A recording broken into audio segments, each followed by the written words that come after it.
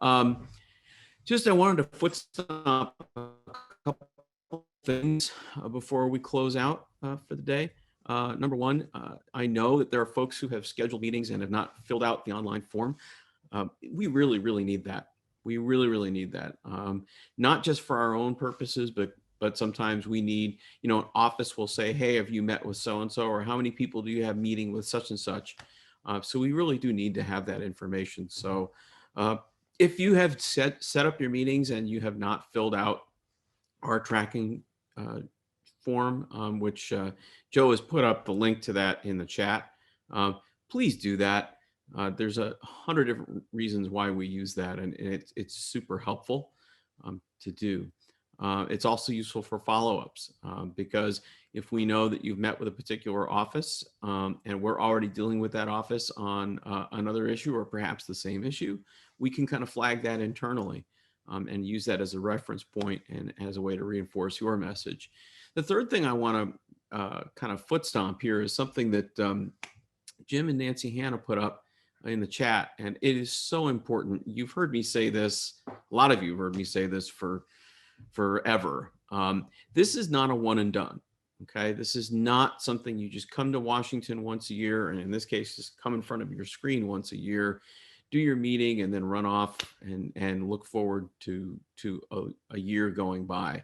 You need to use this as a way to reinforce relationships that you already have, if you've been doing that, and if you haven't, use this as a way to start a relationship. You need to follow up with the legislative aides. Don't be a pest. Don't be a nuisance. Don't ask for things that they truly can't deliver. But make sure that if they have questions or they have something that they've asked from you, follow up with them. Make sure they have what they need.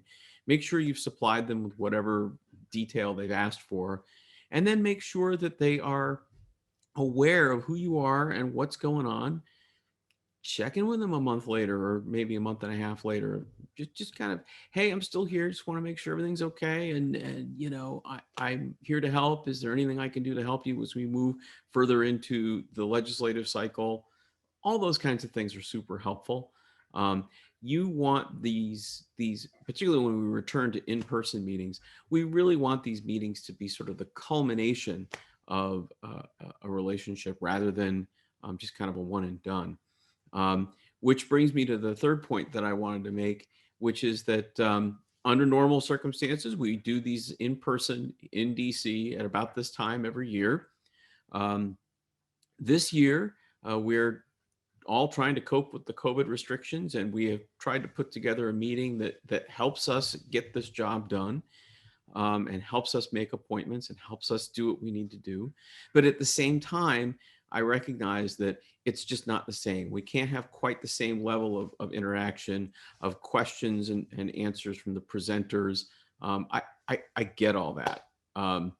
We are going to, particularly because of the legislative season and the importance that it has this season, with all of the various legislative vehicles that are on the table and all the proposals that are on the table, we think that unlike in some other years, we think that September is still going to be a productive time to continue to have real conversations with our friends on the Hill.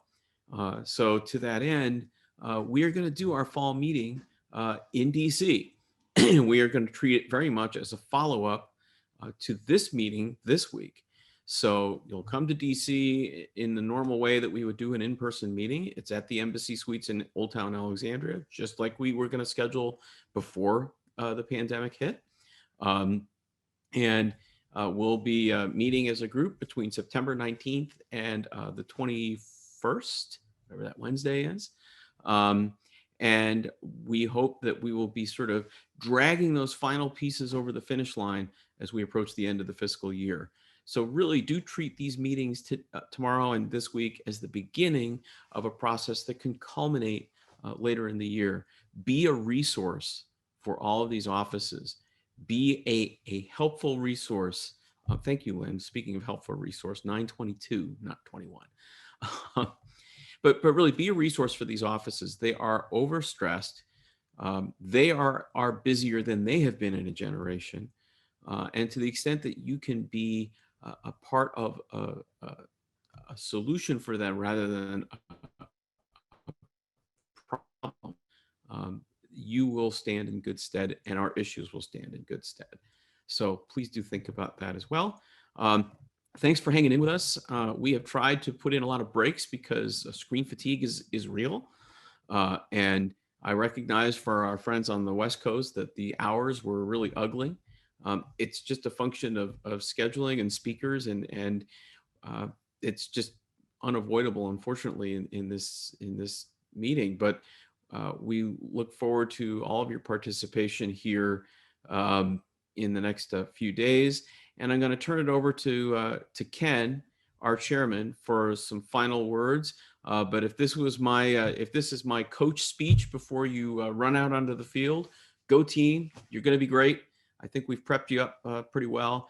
And my hat's off to the staff and my team here in DC for doing a great job under really terrible circumstances to try to pull something off. So thanks, everybody. Ken?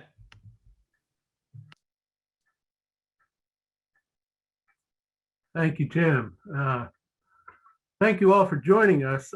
Thanks, Sean, for a great presentation. And I want to thank the staff for putting on a great meeting. And thanks to our speakers. All of them displayed an appreciation for our efforts and the role we play in promoting passenger rail.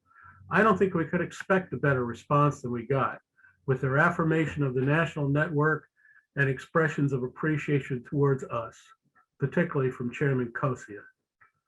As I said yesterday, perceptions are changing. We have an administration supporting expanding passenger rail and the move away from the concept of a someday profitable Amtrak. We are looking at supporting passenger rail in a new way.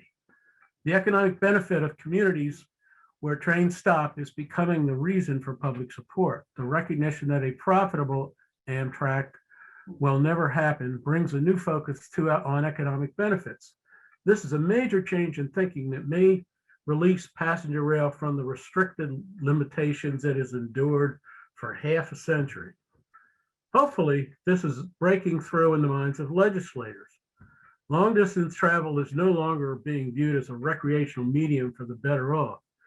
It is being seen as essential transportation for underserved people and their communities, as well as an economic generator and a benefit to the environment. This is the message that needs to be delivered to those in Congress who provide the funding. For the first time in years, there's real plans to expand existing network. Although there is reason for optimism, we are not out of the woods yet. The pandemic is far from over, and there is opposition to the president's proposal that must be overcome. That's your mission on the day on the Hill. I thank all of you who plan to participate, and I wish you great success tomorrow. Remember, it's not too late to make those appointments. Finally, I'm looking forward to us being together in September. Thank you.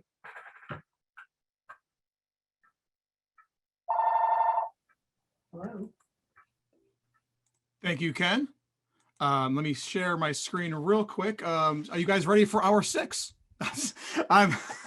I'm kidding. We 5 hours together. I want to say we had over 100 of you all day today. It's been fantastic. As you see on my screen, as Jim alluded to, and so did Ken, we will be in person September 19th to the 22nd, railpassers.org/events. There is no registration just yet. We are still early in the process, but you'll see it in the hotline. You'll see it on social media. It'll be all over the place as soon as we get the links ready for you guys, but we will be in person. But just a quick note from the staff.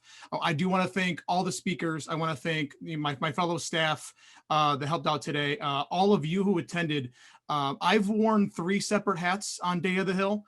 I've done it as staff. I've done it as council, and I've done it as just a member.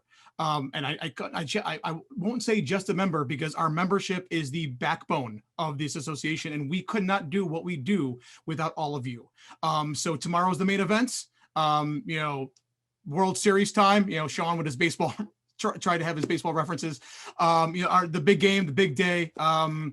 Go out, have great meetings. Let us know if we can help you at all, and we'll see you in person in just a few months. Have a great day, everybody. Good luck tomorrow. Take care.